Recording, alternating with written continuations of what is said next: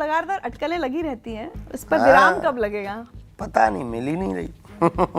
माता पिताजी ढूंढ रहे हैं, जल्दी जल्दी विराम हो जाए। पहली बात तो हम किसी का भविष्य नहीं बताते हैं, दूसरी बात भविष्य पे भरोसा है। वो एक पद्धति है, अर्जी की पद्धति है, उसमें भविष्य बहुत कम होता है, उसमें तो समाधान होता है। तो आपने जैसे पागलपन शब्द की बात कही, आप अपने आप को भी पागल मानते हैं? आपको लगता पूरा है सर्टिफिकेट अगर आपके पास हो तो दे दो। लक्षण वक्षण का हमें पता नहीं, पर हमें लगता है हमारी हरकतों से हम पागल हैं। तो राष्ट्र में भी हम मुसलमान ही नहीं हटाना चाहते, आप कैसी बात करते हैं? हम ना ईसाइयों को हटाना चाहते ना मुसलमानों को। दुबई में सब रहते ना, हिंदू राष्ट्र में सब रहेंगे। पर आपको नहीं लगता ये नामुमकिन है, इस देश में नहीं हो पाएगा, आप कितना भी बोलो? नामुमकिन है, राम मंदिर भी तो नामुमकिन ही, बहुत लोग कहते थे बन पाना नामुमकिन, और हुआ नामुमकिन। हिंदू धर्म को हमेशा बहुत सहिष्णुता से जोड़ा गया कि भाई बहुत टॉलरेंट कम्युनिटी है। अब ऐसा लग रहा है कि जैसे आप लोग इसी टॉलरेंट में तो आप 80% बचे, इसी टॉलरेंट में तो आपकी बेटी शुद्धा के 35 टुकड़े होते हैं, इसी टॉलरेंस में तो आप 9 राज्यों में अल्पसंख्यक हो जाते हो, और जो अल्पसंख्यक है वो अर्धसंख्यक होने की तैयारी। वो ये वीडियो ऐसे बनाते रहते हैं, बड़ा उड़ रहे हैं, आप हवा में उड़ रहे हैं, हवा में उड़ रहे हैं, आग लग गई, फिर सांप काट रहा है। और एक जगह लिखे थे बाबा को पुलिस पकड़ के ले गई, एक जगह लिखा था बाबा की 2 शादी हो गई। नमस्कार, मैं हूँ ऋचा अनिरुद्ध और बातें अनकही में आज मेरे मेहमान हैं एक ऐसे संत जो अपने प्रवचनों, कथाओं के साथ साथ अपने बयानों की वजह से भी हमेशा चर्चा में रहते हैं, जो संतों की एक सोची समझी छवि से बहुत अलग दिखते और रहते हैं, जो गंभीर कम, हंसते मुस्कुराते ज्यादा दिखते हैं, जो बोलते हैं बिंदास बोलते हैं। लेकिन मेरे लिए एक खास बात और है, ये और मैं एक ही इलाके बुंदेलखंड के हैं, तो उस नाते ये मेरे पड़ोसी भी हैं। बाबा बागेश्वर धीरेन्द्र कृष्ण शास्त्री आज मेरे मेहमान हैं। बहुत बहुत स्वागत है बाबा जी। बहुत बहुत धन्यवाद, आपका भी बहुत बहुत धन्यवाद, और सभी दर्शकों का भी बहुत बहुत धन्यवाद।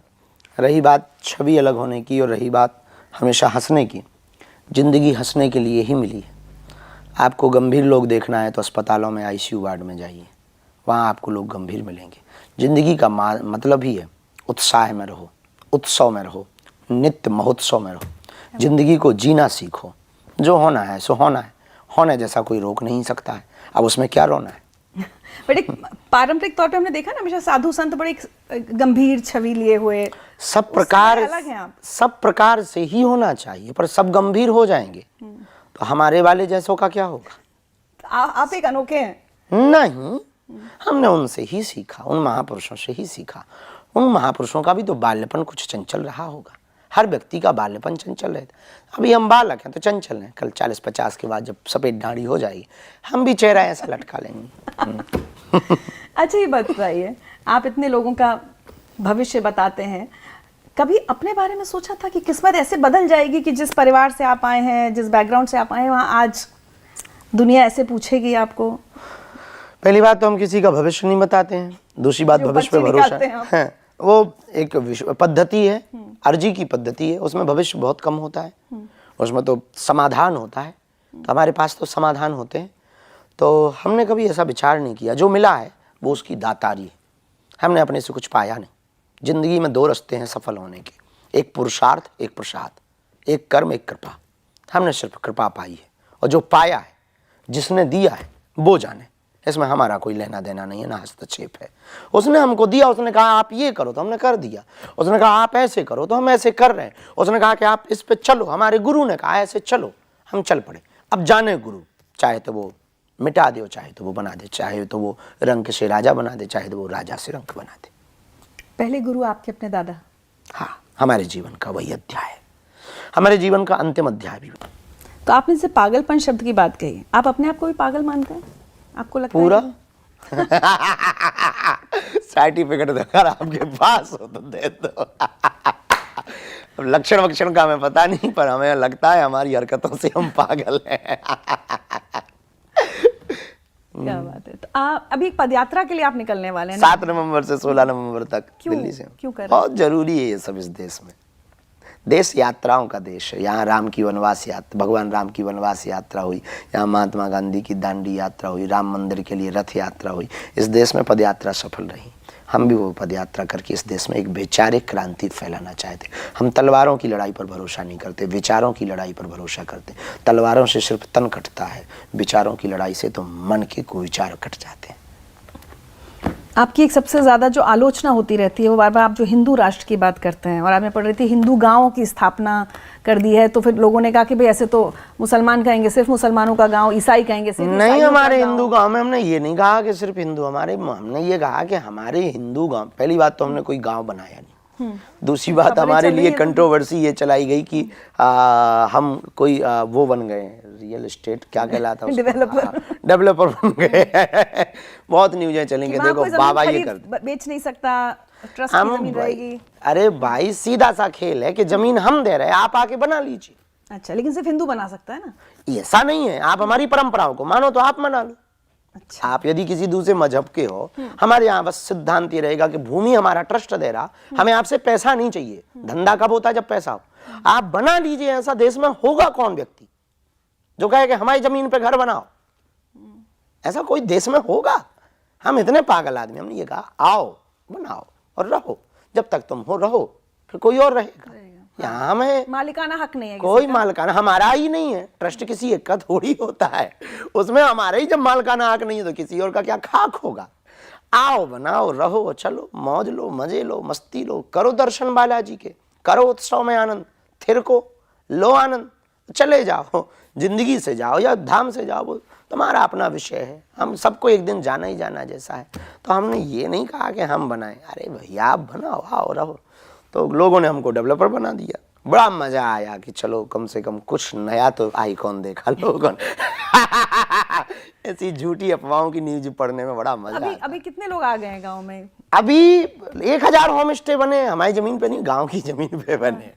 1000 होम स्टे हैं, 500 होटल्स हैं, रह रहे हैं लोग पे ऑलरेडी। बस उसका हमने एक प्रोटोकॉल बनाया कि हमारी उस क्षेत्र परिक्षेत्र में आपको गौ पूजन करना पड़ेगा, आपको सनातनी परंपरा के प्रति श्रद्धा निष्ठा रखनी पड़ेगी। तो वो कोई बुराई नहीं है, कौन सी बुराई है, अच्छी बात है। गुरुकुलम होगा, वहाँ पर मंदिरों में आरती होगी, तो अब जब मंदिर है तो आरती होगी, और होगी तो अब आप गाली तो थोड़ी बकोगे, तो गाली बाज को थोड़ी वहाँ रखेंगे। ये बात थी, हमने ये नहीं कहा कि केवल हिंदू रहेंगे, भारत सबका है। तब देश का क्या करें? आप तो हिंदू राष्ट्र कहते हैं। हिंदू राष्ट्र में भी हम मुसलमान ही नहीं हटाना चाहते। आप कैसी बात करते? हम ना ईसाइयों को हटाना चाहते, ना मुसलमानों को। दुबई में सब रहते ना, हिंदू राष्ट्र में सब रहेंगे। पर आपको नहीं लगता ये नामुमकिन है? इस देश में नहीं हो पाएगा, आप कितना भी बोलो। नामुमकिन है, राम मंदिर भी तो नामुमकिन ही। बहुत लोग कहते थे बन पाना नामुमकिन है, और हुआ नामुमकिन, हो जाएगा। आजादी भी तो कुछ लोगों को नामुमकिन लगती थी। आपको लगता है होगा? अरे आप कैसी बात करते? होगा। तालाब में आप चाहे डायमंड फेंको या पत्थर फेंको, तरंग दोनों से उठती है। आज नहीं, सदियों बाद उठेगी।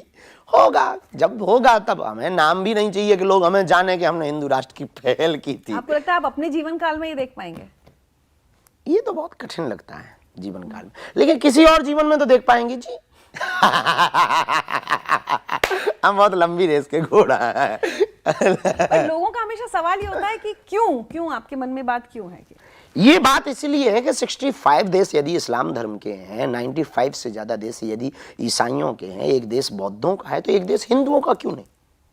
बहुत सीधा सा लॉजिक है। 1947 में भारत में बंटवारा होता है, एक मजहब की विशेष मांग पर एक जमीन काट करके पाकिस्तान बना दी जाती है। तो शेष बचे हुए भाग को हिंदू, क्योंकि दो ही कौम में, दो ही लोगों में लड़ाई थी, मुसलमान और हिंदू में। उन्होंने कहा कि हमको अलग पार्ट चाहिए, हमें अलग जगह चाहिए। अलग जगह देकर के उसको पाकिस्तान कह दिया, हिंदुस्तान को छोटा सा टुकड़ा पाकिस्तान बना दिया। अब शेष बचे हुए को हिंदुस्तान को हिंदू राष्ट्र क्यों नहीं? सीधा सा लॉजिक है। लेकिन ये सब करने के लिए आपको राजनीति में नहीं आना है। क्या जरूरी है? हर चीज राजनीति से थोड़ी होती। क्योंकि हम राजनीति कागजी हिंदू राष्ट्र पर भरोसा नहीं रखते।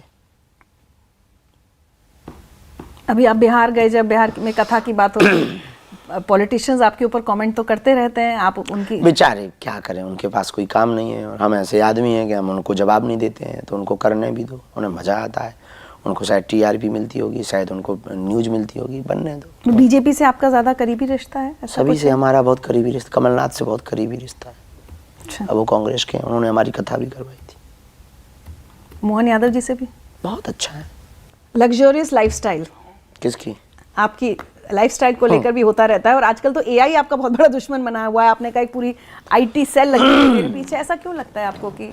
अरे लगता नहीं, हम तो वीडियो देखते रहते हैं, रहते हैं कई जगह वीडियो दिखा देते हैं, बाबा भैया थोड़ा सा हम ऐसा करें, बाबा ऐसा हुआ, बाबा वैसा हुआ, बाबा वो ये वीडियो ऐसे बनाते रहते हैं, बड़ा उड़ रहे हैं आप, हवा में उड़ रहे हैं, हवा में उड़ रहे हैं, आग लग गई, फिर सांप काट रहा है।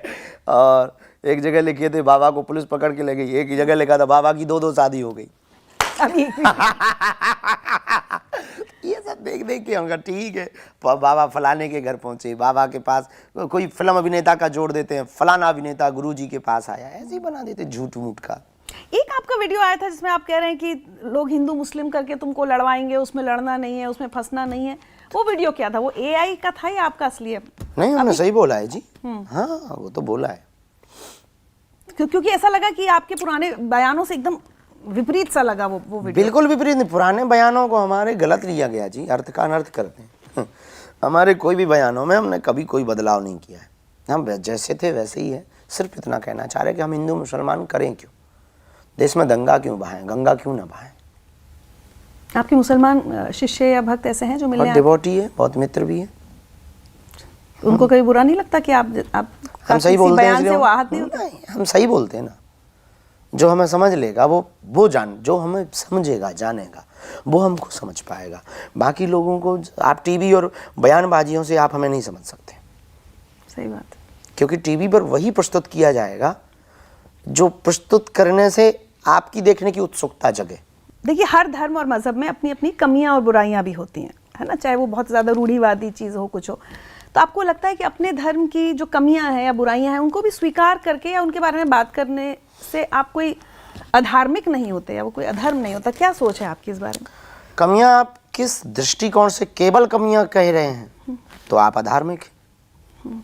अब खूबियां और खामियां दोनों कहिए तो आप धार्मिक हैं।